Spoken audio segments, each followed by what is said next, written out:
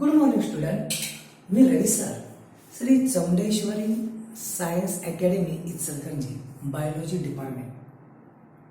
तर मी lecture number आपण या ठिकाणी 6 मध्ये पोहोचलेलो आहे. लेक्चर नंबर 6 पाहण्यापेक्षा त्याच्यापूर्वी आपण lecture number 1 to 5 recall lecture आपण अपलोड केलेला आहे. तो पहा आणि तुम्हाला छान वाटेल.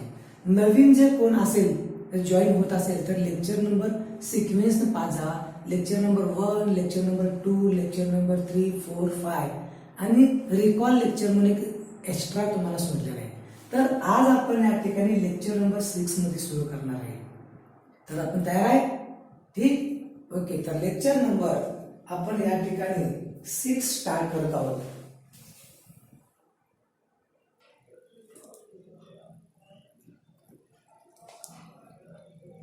Lecture number 6 ecosystem and energy flow, Maharashtra state board. Chapter number आहे 14 इकोसिस्टम अँड एनर्जी फ्लो. हा आपला बालभारती सिम्बॉल आहे. तर या ठिकाणी थोडंसं आपण काही MCQ केले होते बघा. काल तुम्हाला मी MCQ दिले होते, ते तुम्ही बघा. तर त्याच्यापूर्वी यूज युअर ब्रेन पॉवर, एक कॉलम तुमच्याकडे दिली बुकमध्ये. ब्रेन पॉवरचा वापर करायचा आहे. What could be the common connecting point between GFC आणि DFC. आता मला पहिल्यांदा सांगा GFC म्हणजे काय सांगा बघू. GFC आहे DFC, बरोबर आहे. GFC म्हणजे ग्रेजिंग फूड चेन आणि Dचा अर्थ काय येणार बघा, डेट्रिटस फूड चेन. डेट्रिटस हे ॲनिमल वेगळे आहेत, लक्षात ठेवा. डेट्रिटस आणि डिकम्पोजरमध्ये गफलत होईल बघा. डेट्रिटस ही फूड चेन वेगळी आहे. डेट्रिटसमध्ये अर्थवर्म आहे बघा, लक्षात.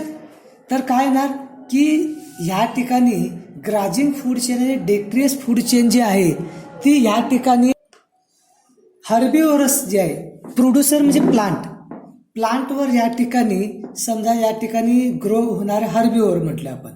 ज्यावेळी हर्बिओर जे आहे, ज्यावेळी डेड होणार हर्बिओर ॲनिमल या ठिकाणी डेड होईल, तर ह्या ठिकाणी काय होणार, DFC पुढील काय होणार, मिक्स होणार. लक्षात. की त्याचबरोबर तुम्हाला एक माहीत असेल, जे क्रो आहे, क्रो कावळा जो म्हणतोय, क्रो हा काय आहे बघा, की GFC आणि DFC ग्रॅजिंग फूड आणि या ठिकाणी डेट्रियस फूड या दोघांना काय करतोय, दोन्ही फूड चेन ते ह्याच्यामध्ये. जो क्रो असतो तो काय करतोय, डेड मटेरियलला पण घेतोय आणि या ठिकाणी जे काही हर्बिओर आहे ह्याला पण खाऊ शकतोय. तर दुसरे काय, how will you classify man as carnivore or omnivore. आपण कसं ह्युमन बिंग आहे तो या ठिकाणी कार्निव्हर किंवा ओमनिव्हर बघा. तर बुकमध्ये काय सांगितलंय, ह्युमन बिंग हा टॉप कॉर्निव्हर आहे. ह्युमन बिंग फक्त काय नाही आहे, प्रोड्युसर नाही आहे. कारण बघा ह्युमन बिंग शाकाहारी आहे, मांसाहारी आहे, व्हेज नॉनव्हेज म्हटले जाते, लक्षात. आणि जे प्लांट आणि ॲनिमल दोन्हीवर डिपेंड असतात त्यांना म्हणतो आम्ही ओमनिव्हर. म्हणजे ह्युमन बिंग काय आहे, ॲन्सर करेक्ट आहे त्याचं ओमनिव्हर. पण बुकमध्ये काय सांगितलंय, टॉप कॉर्निव्हर. तर तुम्ही CT मध्ये कार्निव्हर ॲन्सर द्यायचं आहे. How many trophic level human being function in food chain. Food chain आपल्याला माहिती आहे 4 ते 5 लेवल आहे. सुरुवातीला प्रोड्युसर आहे, त्याच्यावर या ठिकाणी हार्बिओर, त्यानंतर या ठिकाणी कार्निव्हर, टॉप कार्निव्हर. तर human does not place in प्रोड्युसरमध्ये ह्युमन बिंग नाही आहे. बाकीचे तिन्ही ट्रॉपिक लेवलमध्ये तो असू शकतोय. काय करतोय बघा, की आपण या ठिकाणी डायरेक्ट फ्रूट खातोय, व्हेजिटेबल खातोय, बरोबर आहे. आपण प्रायमरी कंझ्युमर झालो. त्याचबरोबर आपण मांस खातोय, मीठ खातोय, म्हणजे गोट वगैरे, शेळी वगैरे. पण तू हिने काय केल्या, गोट काय आहे बघा, सेकंडरी कंझ्युमर आहे, त्याला पण किल करतोय. काही लोक या ठिकाणी जे फॉरेस्टमधले ॲनिमल आहेत त्यांना आपण ह्युमन बिंग किल करतोय. याचा अर्थ ह्युमन बिंग प्रोड्युसर लेवल सोडून सर्व ठिकाणी आहे. याची लेवल किती असणार, 3 टॉपिक लेवल. बुकमध्ये काय दिले बघा, वाचूया. Every organism occupy a place in ecological community according to the source and method of obtaining its food. नेचरमध्ये प्रत्येक जो ॲनिमल आहे तो काय करतोय, आपली जागा व्यापतोय आणि त्याचबरोबर कोणत्या तरी पद्धतीने फूड तो काय करतोय, कॅप्चर करतोय. आता त्या ऑक्युपायमध्ये काय केलं ते बघा. समजा आपण काय केलं, ते जंगलामध्ये टायगर आहे, तो एक ठराविक भागातच तो काय करणार, राहणार, दुसऱ्या प्लेसमध्ये जाणार नाही. म्हणजे त्याने तितकी जागा ऑक्युपाय केलं आहे आणि त्या ठिकाणी असणारं जे फूड आहे तो काय करणार, वेगळ्या पद्धतीनं ऑब्टेन करणार. लक्षात. बरं ठीक आहे, पुढं सांगतो मी तुम्हाला. Organism occupy specific place in the food chain that is the there trophic level. प्रत्येक ऑर्गॅनिझम इन्व्हायरमेंटमधून तो काय करतोय, फूड मिळवतोय आणि एक फूड चेनचा काय होतोय, तो भाग बनला जातोय. तर समजा बघा की नेचरमध्ये दोन काम आहेत आपल्याला. काय आहे, प्रत्येक ॲनिमलला नेचरमध्ये दोन काम आहेत. एक म्हणजे काय सांगा बघू, flow of energy and cycling of material. ही एनर्जीचा फ्लो आहे आपण आणि त्यानंतर सायकलिंग मटेरियल. तर काय केलं ते बघा, बायोलॉजिकल निके म्हटलं जाते बघा. तर काय दिले बघा, role and place in ecosystem. प्रत्येक ॲनिमलला या बायोलॉजिकल जीवनामध्ये त्याचं एक प्रत्येकाचं काम आहे आणि त्यात प्लेस दिलं आहे. तो त्या इन्व्हायरमेंटशी इंटरॅक्ट करणार, फूड मिळवणार आणि किती काळ त्या प्लेसमध्ये राहिला. फॉर एक्झाम्पल बघा, ह्युमन बिईंग नॉर्मली आपण काय 100 इयर सर्वाईव्ह करतोय. म्हणजे तो त्या जागेमध्ये 100 इयर त्या प्लेसला ऑक्युपाय केला आणि तेवढंच इयर त्याने इन्व्हायरमेंटशी इंटरॅक्टिव्ह करून फूड कमवला आणि एक फूड चेनचा भाग झाला. लक्षात ठेवा, organism place where is called as निके. याला म्हणतात बायोलॉजिकल निके. प्रत्येक ऑर्गॅनिझमचा निके वेगळा आहे. समजा एखादी ह्या ठिकाणी बॅक्टेरिया आहे, बॅक्टेरियाचं लाईफ स्पॅन काय असणार, बॅक्टेरिया मायक्रोस्कॉपिक आहे, छोट्याशा जागेमध्ये ती ग्रो करणार आणि तेवढाच प्लेस ती ऑक्युपाय करणार आणि ठराविक तिची लाईफ स्पॅन पण कमी असणार. प्रत्येक ऑर्गॅनिझमचा या ठिकाणी लाईफ स्पॅन, त्यानंतर फूड नेचर डिफरंट असणार आणि त्यामुळं त्याचा निके वेगवेगळा असणार. तर तुम्हाला एक निके जर अजून जर सांगतो बघा, तर फंडामेंटल निके, होल ट्री हे झाड आहे, हे सगळं निके आहे. रिलायझड निके, स्पेसिफिक इलिव्हेशन.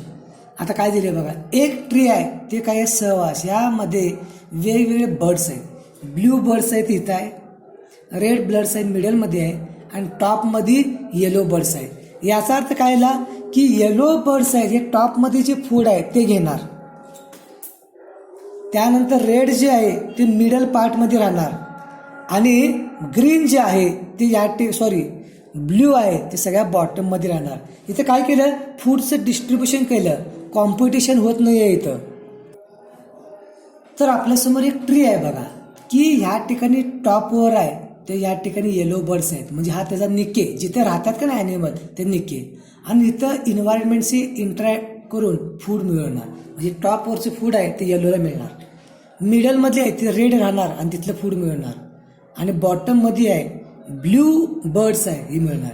म्हणजे ॲनिमल ज्या ठिकाणी सहवास करतो, जी जागा ऑक्युपाय करते त्यालाच निके असं म्हटलं जाते. लक्षात समजलं का बघा ही line. Every organism occupy a place in ecological community according to source of method and obtaining food. की तिथं कोणत्या प्रकारचं फूड आहे त्याप्रमाणे तिथं काय करणार, आपली जागा ऑक्युपाय करणार. Organism occupy specific place in food chain and their trophic level. Producer belong to first trophic level. बघा ही जी ग्रीन प्लांट आहेत हे फर्स्ट ट्रॉपिक लेवल T1 म्हणू शकते यांना. हर्बिओर प्रायमरी कंझ्युमर, कारण हर्बिओर आहे. प्रोड्युसर काय, समजा ग्रास आहे, या ग्रासला कोण काढलं, रॅबिट. म्हणजे रॅबिट कोण असणार, हर्बिओर प्रायमरी कंझ्युमर, पहिला घेणारा. त्यानंतर to second carnivore secondary consumer to third trophic level. काय ना, ह्या रॅबिटला कोण खाल्लं? टायगरनं खाल्लं. तर टायगर या ठिकाणी काय येणार? Secondary consumer. लक्षात येते बघा, प्लांट हा काय प्रोड्युसर आहे. या प्लांटवर डिपेंड आहे. समजा ह्या ठिकाणी डिअर आहे, हरिण आहे. हा काय प्रायमरी कंझ्युमर झाला. ह्या डिअरला, हरिणाची शिकार कोण केला? टायगरनं. टायगर काय झाला? सेकंडरी कंझ्युमर झाला. असं ट्रॉपिक लेवल आहे.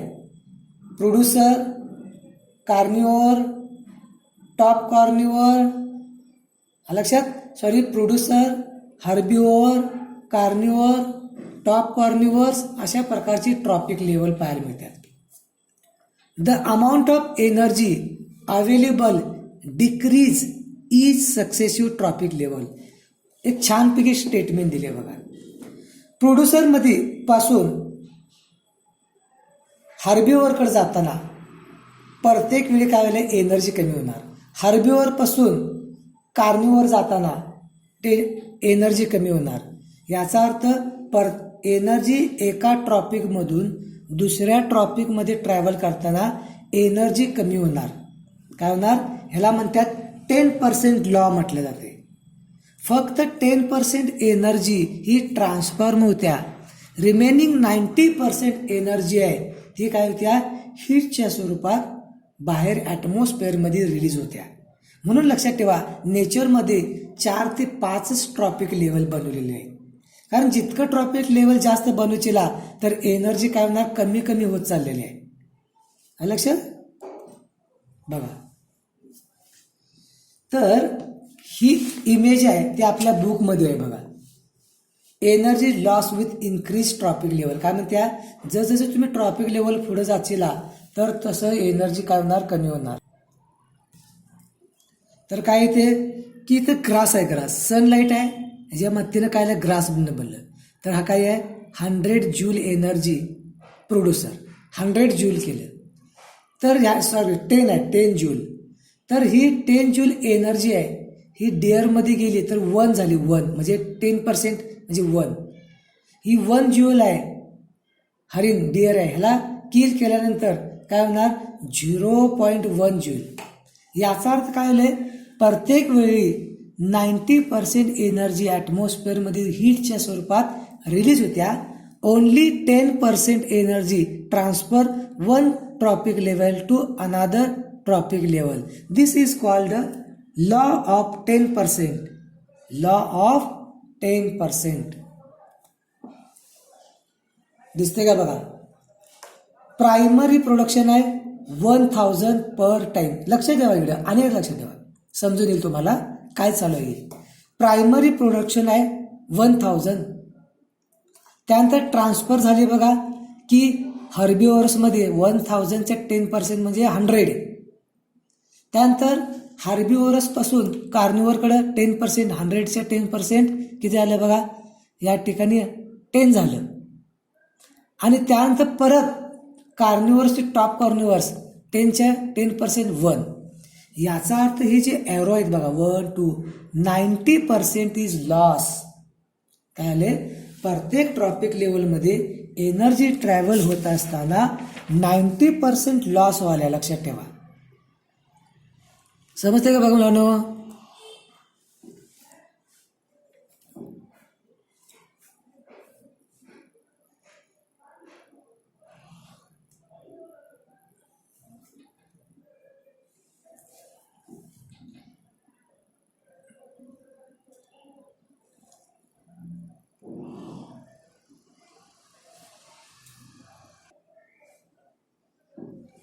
The number of trophic level in any food chain is restricted as the transfer of energy flow 10% law.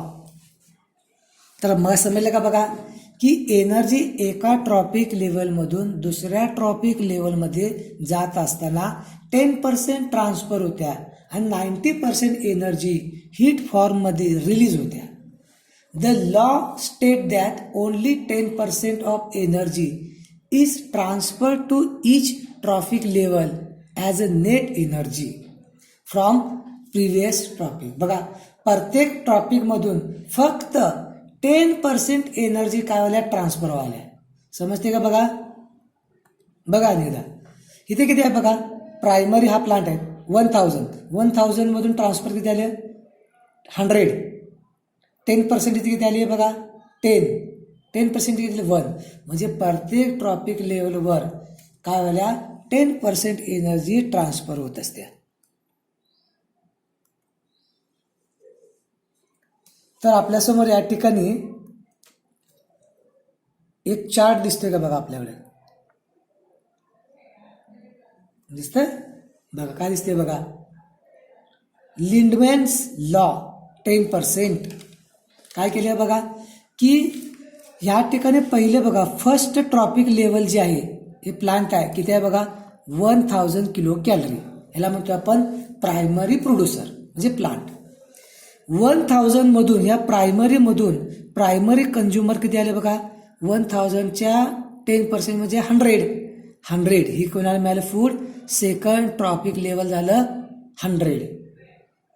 त्यानंतर primary consumer to secondary consumer 100च्या 10% 10 झालं बघा 10 किलो कॅलरी. याचा अर्थ काय झाले बघा प्रत्येक लेवल ट्रॉपिक लेवलवर 10% एनर्जी ट्रान्सफर व्हायला. 10% एनर्जी ट्रान्सफर होत्या आणि 90% एनर्जी हीट फॉर्ममध्ये रिलीज होत्या. ह्याला म्हणायचं Lindeman's 10% law. Lindeman's 10% law. 10% law energy transfer काय सांगते बघा. The 10% law for the transfer of energy from one trophic level to next was introduce by Lindeman 1942. सायंटिस्टचं नाव काय आहे Lindeman. According to this during the transfer of energy from organic food one trophic level to next only about 10% of energy from organic matter is store as flesh.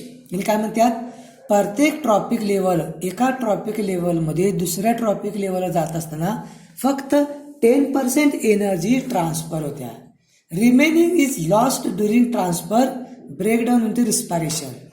आणि remaining आहे ती काय होत्या हीटच्या स्वरूपात 90% या ठिकाणी रिलीज होत्या. In nature it is possible to have different trophic level. नेचरमध्ये ट्रॉपिक लेवल अन्न सगळे आहे बघा. प्रोड्युसर कोण सांगा बरोबर आहे green plant, herbivore, primary carnivore, secondary carnivore आणि टर्शरी अशा प्रकारची फूड लेवल फूड चेन पाहायला मिळते. लक्षात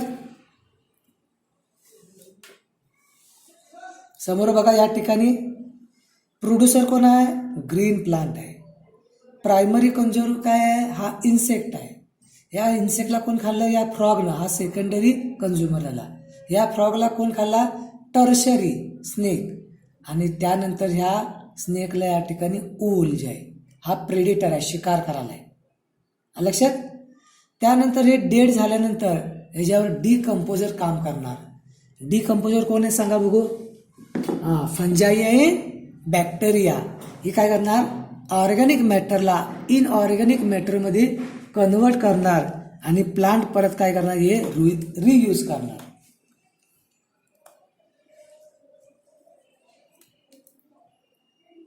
तर काय दिले बघा ओशनमध्ये बघूया. Ocean the ocean food chain. समुद्रामध्ये फायटोप्लॅन्टॉन आहेत. हे डायटोमस स्पायरोगैरा जे आल्गे आहेत हे फायटोप्लॅन्टॉन आहेत. हे काही आहेत की मेजर सोर्स आहे. लक्षात ठेवा.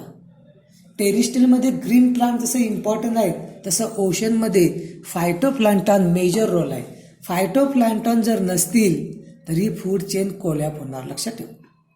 जे फायटोप्लॅन्टॉनवर डिपेंड कोण आहे झू प्लांटन. ह्याला कोण खाणार हे इन्सेक्ट खाणार आहे. या झू प्लांटनला कोण करणार स्मॉल फिश किंवा लार्वा. या स्मॉल फिश लार्वाला स्मॉल फिश आणि या फिशला प्रेडेटर कोण आहे व्हेल. तर अशा प्रकारे तुम्हाला ओशनमध्ये फूड चेन पाहायला मिळते. beyond secondary carnivore. However, amount of energy available is too less.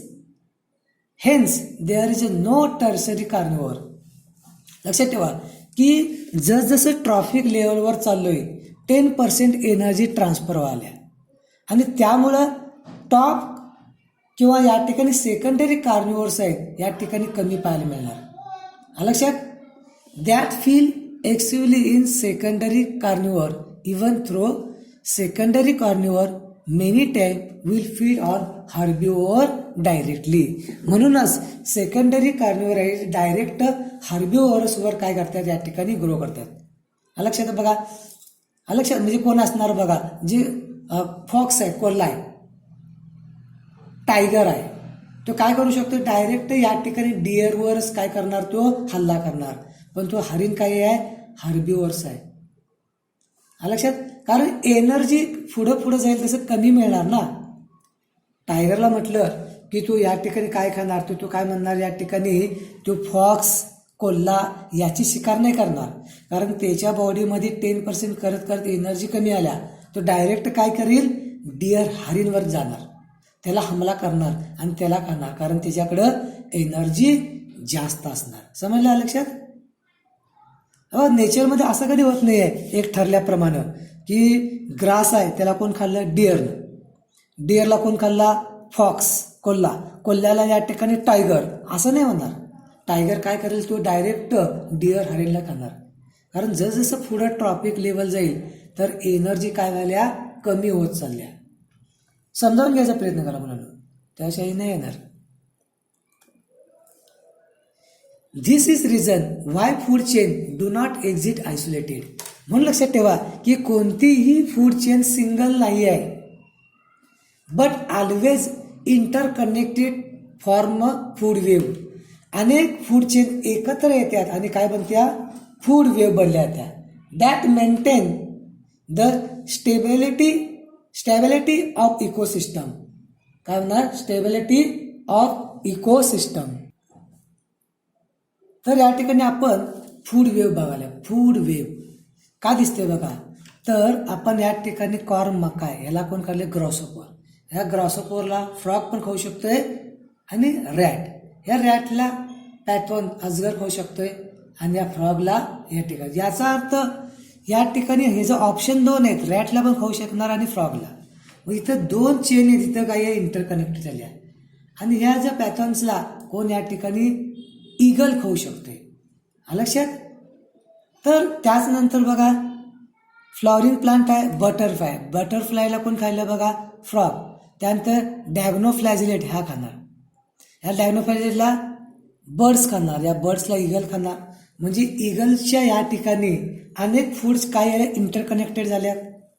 त्यानंतर लेव्हेंडर बघा किंवा फ्रूट मँगो दिसते बघा मँगो जे आहे त्याला फ्रूट फ्लाय आहे या फ्रूट फ्लायला बर्ड्स खाणार बर्ड्सला ईगल खाणार या फ्रूट फ्लायला डॅग्नोफ्लॅजिलेट खाणार आणि याला फ्रॉग खाणार आणि फ्रॉगला अजगर. याचा अर्थ अनेक फूड चेन एकमेकाला इंटरकनेक्टेड आहे याला म्हणतात फूड वेव्ह. नेचरमध्ये सिंगल फूड चेन तुम्हाला पाहायला मिळत नाही. तर आजचा या ठिकाणी होमवर्क बघा नुसतं ऐकून काय होणार नाही आहे. नोटबुक घ्यायला पाहिजे पॉईंट लिहायला पाहिजे. भले या ठिकाणी आपण या ठिकाणी प्रोफेशनल कॅमेरे वगैरे नाही वापरत पण तात्पुरतं का असं ना आपण सोय करतोय. लक्षात. जर इच्छा असेल ना अभ्यास करायची तर माणूस कसं पण करू शकतोय आणि ज्याला करायचं नाही तर तो काय करणार नाही. तर मी म्हणतोय की तुम्ही प्रयत्न करा तुम्हाला छान सुद्धा वाटेल आणि हे सोडवायचं आहे आपल्याला. पहिलं काय दिले बघा multiple choice question. Which one the following has largest population in food chain. तुम्हाला सांगायचं आहे. ऑप्शन आहे तुमच्याकडे आहे producer primary consumer secondary consumer decomposer and secondary trophic level in a. आता दुसरं बघा ह्या 3 पैकी एक ऑप्शनला तुम्हाला गोल करायचा आहे. 1 2 3 ए बी सी आणि डी. त्यानंतर the second trophic level in. दुसरा ट्रॉफिक लेवल काय आहे तुम्हाला सांगायचं. हे बहुतेक तुम्हाला ओशन मधले दिले बघा फायटोप्लॅन्टॉन, झूप्लॅन्टॉन, बेनेट्स आणि फिश. आलं लक्षात? हे MCQ तुम्ही सोडवा, तुम्हाला मी परत याची उत्तर मी देणार. हे आपल्या बुकमध्ये दिलेले आहे, लक्षात ठेवा. जर लेक्चर पाहत असेल ना तर वाचल्यावर तुम्हाला येईल. प्रयत्न केल्यानंतर सगळं येत असते. भले हा टॉपिक नवीन सिलेबस थोडा अवघड आहे, पण तो आपल्याला प्रयत्न केला तर तो छानपैकी सुटून जाईल. तर आपल्यासमोर या ठिकाणी 2019चा आपला चौंडेश्वरी सायन्स अकॅडमीचा रिझल्ट आहे. आपण फक्त CETचा विचार करूया. तर या CETमध्ये तुम्हाला दिसेल बघा, या ठिकाणी बघा, हे नीट लोक आपण CETमध्ये ही जी स्टुडंट आहे याला या ठिकाणी 94% आहे.